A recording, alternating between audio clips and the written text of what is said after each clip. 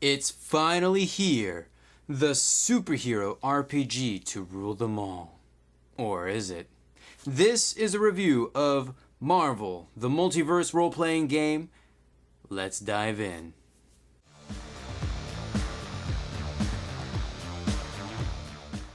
So here we have our Marvel Multiverse Role-Playing Game core rulebook by Matt Forbeck, published by Marvel Worldwide, and it was published in 2023. So let's take a look at the back cover here. Enter the multiverse. Take on the roles of Marvel's most famous superheroes, or create entirely new ones on your own, and put an end to the sinister plots of the most menacing supervillains in the Marvel Multiverse. The Marvel Multiverse Role-Playing Game core rulebook features all the rules you need to play, including quick character creation, bombastic combat, and scores of amazing powers, plus full profiles of dozens of Marvel's greatest heroes and villains. We have 10 chapters to read through, all the way from our introduction to our chapter about GM information. We do have an appendix, which has our power trees, the character sheet in the back, and of course a glossary/index, which is very nice. So let's talk about character creation. Character creation in the Marvel Multiverse RPG is what I would describe as being medium complex, meaning that it's open-ended with lots and lots of choices to make. There are no classes here to help guide you though, only the concept of your character. Speaking of concept, you're definitely going to want to have a solid character concept here, and I'm surprised this isn't really considered a step in the process, but it is still described at the very beginning of the chapter. Having a concept in mind is going to make things run a lot smoother. So what all is involved in the character creation process? We have 5 steps. First, you're going to determine your rank and your rank cap.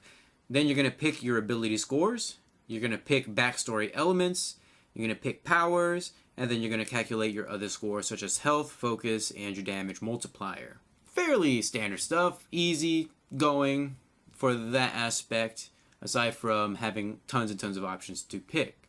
So, kind of reiterating off of my character creation video, your rank equates to how powerful your character can be. The higher your rank, the more ability points and powers you have.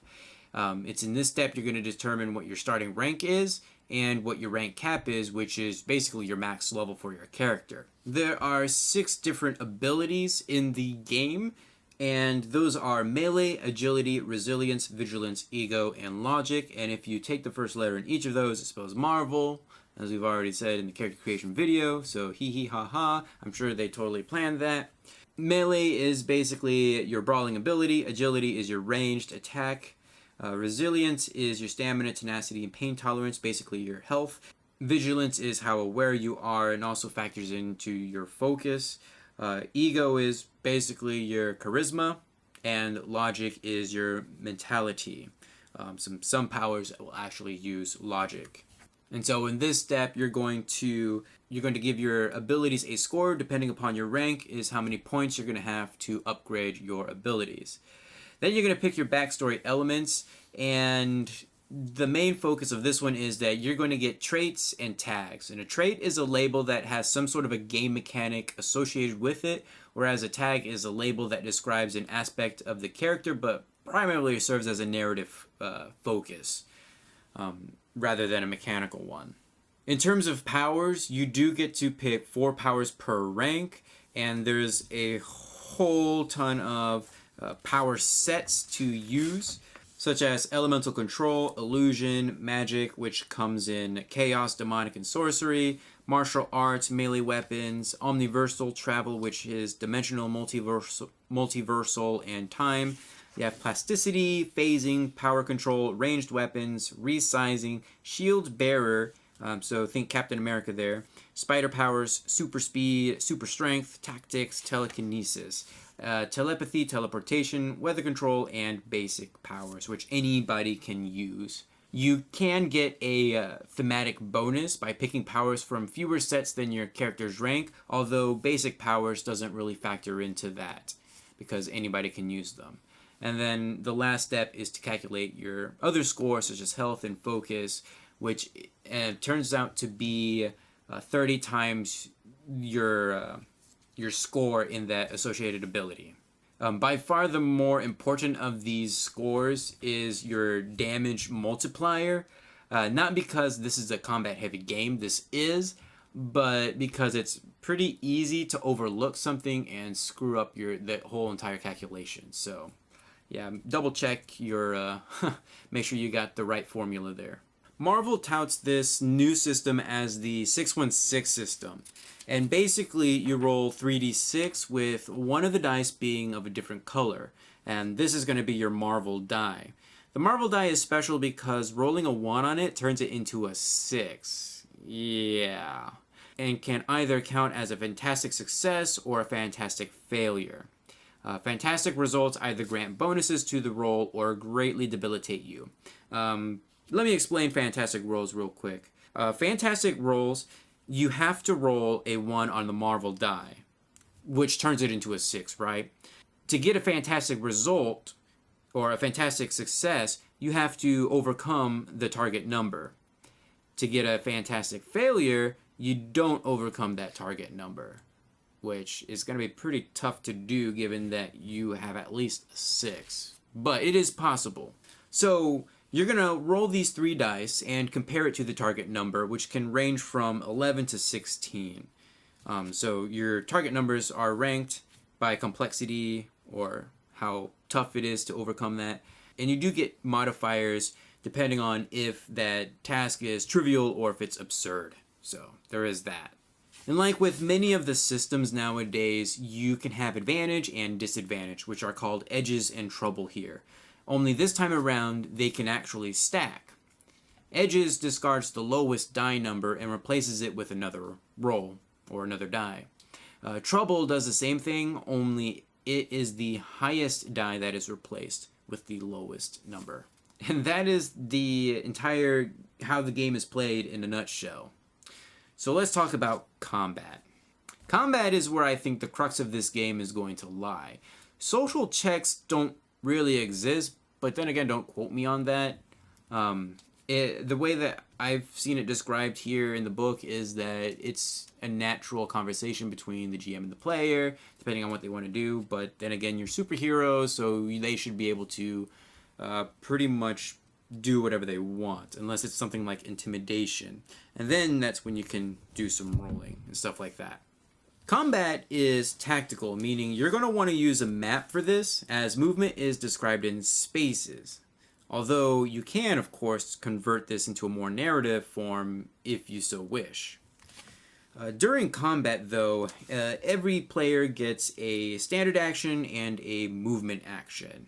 Standard actions can take place before, after, or during your movement, and can include things like attack, dodge, escape, grab, help, move, or use a power. And movement is exactly that, although there are many types of movements, such as running, gliding, swing lining, teleporting, sneaking, things like that. Falling is also a type of movement, although that's where you're going to get hurt. In addition to that, characters do get one reaction every turn.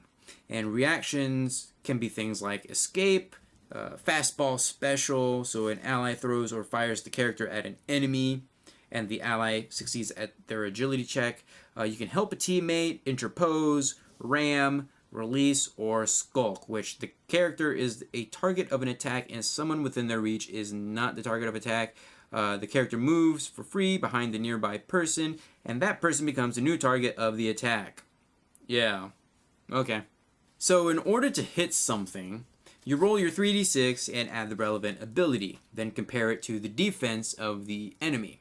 Some attacks specify which defense to use, but it's usually the defense of whatever ability you're using. For example, melee versus melee defense. So let's say you actually hit the enemy.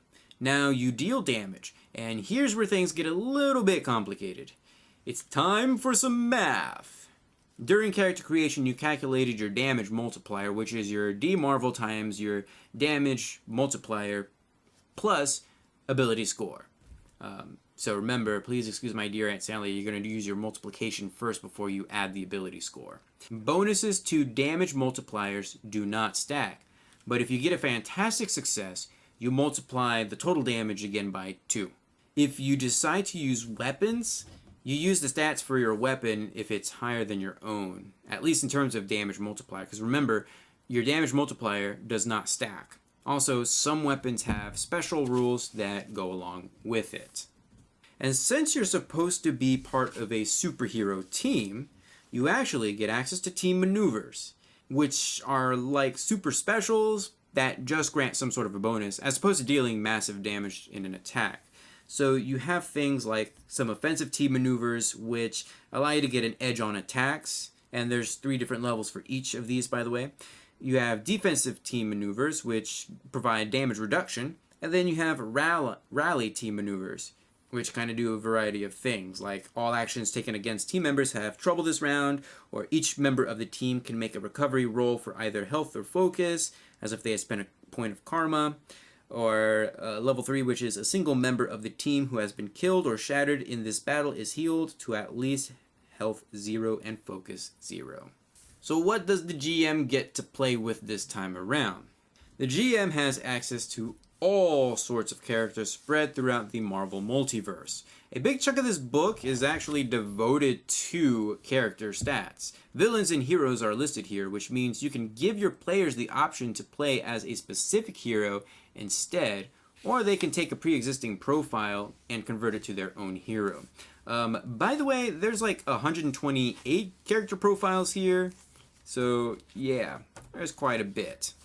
One of the chapters is devoted to an explanation of the Marvel Multiverse, as well as some examples and histories of some of the universes. So if you've ever watched Into the Spider-Verse, you're going to see some familiar universes like the Marvel Noir universe, or I think it's the Larval universe, that's where Spider-Pig comes from. There's the zombie universe, the real world, the Spider-Gwen universe, Ultimate Universe, What Ifs. So there's a whole bunch of different universes to play around with, although I think the focus of this chapter is to kind of remind you that you're allowed to do your own thing, whether it be to work within a pre-existing universe or to make it your own. The last chapter is some advice for the narrator. The information here is nothing special. It's something that's been expounded upon in pretty much any other book. I will say it does give you some things to think about in terms of being a narrator, such as what do you do when one of your PCs can control the minds of others? What about omniversal travel? How's that work? What if you want to create your own powers? So there is some food for thought in this chapter, which does make it a good read, or at least to read upon and think about for your own games. I like that the book kind of ends with a section on monologuing, or ways to make sure that your villain actually gets a chance to do so, and also what to do if your players want to do that as well. So, the presentation of this book is on point. There is artwork on just about every page, and speaking of artwork, all artwork is credited to the artist, and that is really cool. All art, aside from the cover and the chapter openings, I think, is taken from the comics because, of course it would. Layout-wise, I'm not really a big fan, and actually, my only complaint comes from the order of the chapters themselves. Chapter 1 is on how to play, but not really. It's the introductory chapter, like what is a role-playing game chapter. If you want to know how to play, that's in the core mechanics chapter, which is only a few pages long. After that is the character profiles, or rather, how to read a character sheet. And then there's the chapter on combat. You see where I'm going here? I feel like better attention should have been paid to combining sections, or at the very least, getting them in such a way that it flows. For example, core mechanics, and then combat. Or character profiles, then creating a character. So, things like that. I'm not a big fan of this game. The rules are easy enough to understand, I'll give them that, until you get into the specific rules for powers and actions and things like that. I don't like how damage and stats such as health and focus are calculated. While we're at it, I'm also not a big fan of the D616 or the D-Marvel dice rolling thing. and how one of the dice are essentially only goes from 2 to 6, and 6 is like twice. So yeah, I'm not a big fan of that. That isn't to say I don't see a purpose or potential for this game. There's already a slew of supplements already planned in the future. X-Men has a source book that's coming out later this year, I believe, and we're also getting Kang the Conqueror Adventure as well, also out later this year. So content is being planned, and getting more options out there is really going to benefit players and GMs in the long run. So it's really good that they already have support for the game. Would I play this with my gaming group? No. I think my go-to is still going to be Sentinel Comics role-playing game, or maybe Ascendant, if I ever get around to reading that thing. But for now, I'm gonna have to pass on this one, at least until more supplements come out, or I don't know, maybe they make some changes to the overall game, but I don't really see them doing that. So, oh well. Feel free to leave a comment down below, give this video a huge thumbs up to support the series, and I will see you guys in the next video.